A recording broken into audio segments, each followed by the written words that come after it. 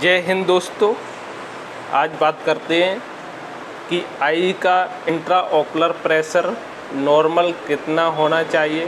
की डेट में intraocular eyes pressure बहुत सारे पेशेंट ऐसे हैं जिनको अपना प्रेशर नियमित नहीं कराते हैं और जब साल 6 महीने या 2 साल जब प्रेशर कंटिन्यू आइज का बढ़ा रहता है तो दोस्तों उसके बाद धीमे क्या होता है कि उन्हें ग्लूकोमा की प्रॉब्लम हो जाती है, ग्लूकोमा भी हो जाता है, इसके साथ साथ उनकी ऑप्टिक नर्व डैमेज भी होने लगती है। तो दोस्तों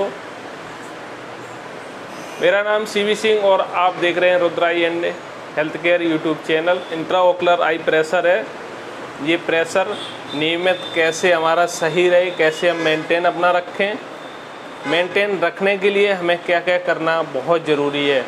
तो दोस्तों ये जो आई इंट्राओकुलर प्रेशर है इसका एक तो नियमित जांच कराना चाहिए अगर आपकी एज 40+ है। इसके साथ साथ अपना ब्लड प्रेशर नियमित जांच कराना चाहिए, क्योंकि अगर ब्लड प्रेशर पेशेंट हैं तो फिर आपको हो सकता कि आई का भी इंट्राओकुलर प्रेशर बढ़ा रहता हो, आपको पता ना चलता हो। क्योंकि कुछ पेशेंट को आइज़ में दर्द, रेडनेस, आँखों में स्वेलिंग, आँख से कम दिखाई देना, धुंधला दिखाई देना, ये सब स्टार्टिंग से ही प्रॉब्लम होने लगती है। तो उन्हें पता चल जाता है जब टेस्ट होता है कि आपका आई का प्रेशर अब बढ़ना शुरू हो गया है। तो दोस्तों अगर आप बहुत सारी स्टेरॉइड्स मेडिसिन अगर किसी अदर बीमारियों की खाते हैं तो उस कंडीशंस में भी आपका आई का प्रेशर बढ़ सकता है, बढ़ा रह सकता है। उस कंडीशन में भी आपकी ऑप्टिक नर्व या ग्लूकोमा धीमे आने के चांसेस रहते हैं। तो दोस्तों हम बताना चाहेंगे कि अगर आपका आई का प्रेशर, इंट्राओकुलर प्रेशर अगर आपका 12 से 20 mmHg के बीच में रहता है तो इसकी मानी आपका प्रेशर आइज का बिल्कुल ठीक है। दोस्तों अगर इससे ऊपर आपका रहता है, अगर आपका 22 या 25 या 30 या 25, अगर इस रेंज में आपकी अगर रीडिंग रहती है तो आपको थोड़ा सा कंटिन्यू डॉक्टर की एडवाइस में रहना बहुत ज़रूरी है। अगर आपको एक बार प्रेशर बढ़ा हुआ बताया गया है तो आप नियमित 6 महीने में, 1 साल में अपना नियमित कंटिन्यू अपना आई का प्रेशर चेक कराते रहना चाहिए, क्योंकि ये चेक कराना आपके लिए बहुत आवश्यक है।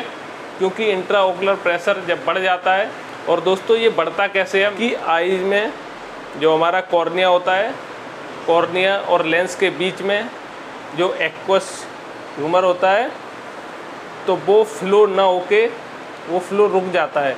जब किसी का आउट फ्लो रुक जाएगा तो फिर क्या होता है, धीमे आँख का प्रेशर बढ़ना स्टार्ट हो जाएगा। जैसे कहने का मतलब है कि जब हम किसी बलून में हवा डालते रहेंगे तो धीमे देखा होगा आप बलून का साइज़ बढ़ता है। तो ऐसे ही जब उसका बलून का साइज़ बढ़ेगा तो इसकी मानी उसमें हवा का प्रेशर बढ़ रहा है।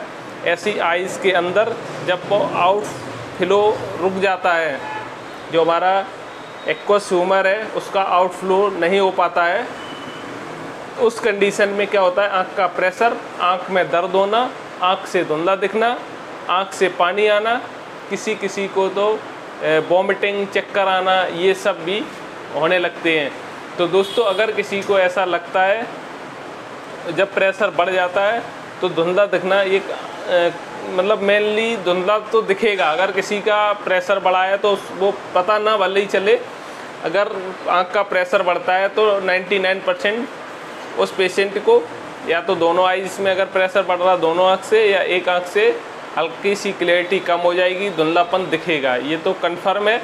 क्योंकि जब प्रेशर बढ़ जाता है, प्रेशर बढ़ने से हमारी जो नर्व्स होती हैं, ऑप्टिक नर्व, इनमें प्रेशर पड़ता है। जब ऑप्टिक नर्व, कपिंग डिस्क, ये सब हमारे जब प्रेशर पड़ते हैं तो ऑटोमेटिक जब हमारी जो ऑप्टिक नर्व है, ऑप्टिक नर्व का काम क्या है कि ब्रेन को मैसेज देना। जब हमारी वो ऑप्टिक नर्व पर प्रेशर पड़ेगा, ऑप्टिक नर्व प्रॉपर काम नहीं करेगी, ऑप्टिक नर्व ब्रेन को इमेज भेजने में प्रॉब्लम में क्रिएट करेगी, तो फिर धुंधला दिखेगा। जब कोई भी इमेज ब्रेन पर क्लियर नहीं जाएगी, और भेजने का काम कौन करता है दोस्तों, ऑप्टिक नर्व। जब ऑप्टिक नर्व दबेगी या उसमें प्रेशर पड़ेगा तो फिर ब्रेन को वो क्लियर इमेज नहीं पहुंचेगी। इससे उसमें धुंधला भी दिख सकता है, आपको दर्द भी हो सकता है, आँख में रेडनेस भी आ सकती है, आँख में स्वेलिंग बहुत सारी आपको प्रॉब्लम क्रिएट होंगी। तो दोस्तों अगर आपको ऐसा कुछ लग रहा है आँख के अंदर की सिर दर्द हो रहा, आँख से भारीपन है या आँख से कम दिखाई दे रहा है, अचानक से कम हुआ है, या कोई आप मेडिसिन कंटिन्यू ले रहे थे उसके बाद आपको लगा कि अब कम दिखाई दे रहा है, तो आप एक बार डॉक्टर के पास आई स्पेशलिस्ट से विजिट ज़रूर कीजिए, क्योंकि आइज़ का प्रेशर बहुत बड़ा मेंटेन करता है। क्योंकि अगर आपका कंटिन्यू प्रेशर बढ़ा रहता है तो आपको आगे हो सकता है ग्लूकोमा प्रॉब्लम हो जाए। ग्लूकोमा के साथ साथ में आपकी विजन काफ़ी कम हो सकती है। तो इसलिए आपको समय रहते आँख की जांच कराना बहुत ज़रूरी है। अगर आपको लगता है कि हल्का फुल्का भी अगर कुछ ऐसा प्रॉब्लम क्रिएट हो रहा है तो आप एक बार विजिट ज़रूर कीजिए। डॉक्टर की सलाह के अनुसार अपनी दवाइयाँ नियमित रखिए, क्योंकि इसमें प्रेशर पड़ने से ही ग्लूकोमा स्टार्ट बीमारी देखी होगी काला मोतिया। काला मोतिया क्या है कि आँख का प्रेशर ही बढ़ने से काला मोतिया हो जाता है। क्योंकि धीमे धीमे हमारी जो साइड की सरफेस की नज़र होती है, हमें फ्रंट में तो अच्छा दिखता है और साइड की जो रोशनी होती है वो धीमे धीमे डैमेज होने लगती है। तो ये बहुत ही जो आँख का प्रेशर है ये हमें ब्लड प्रेशर की तरह ही मेंटेन इसका करना बहुत ज़रूरी है। दोस्तों इसमें मैंने वीडियो में बहुत सारी इमेज ऑप्टिक नर्व कैसे कैसे डैमेज होती है, eye pressure, aqueous humour, vitreous humour कैसे आउटफ्लो, तो ये सब इसमें इमेज हैं।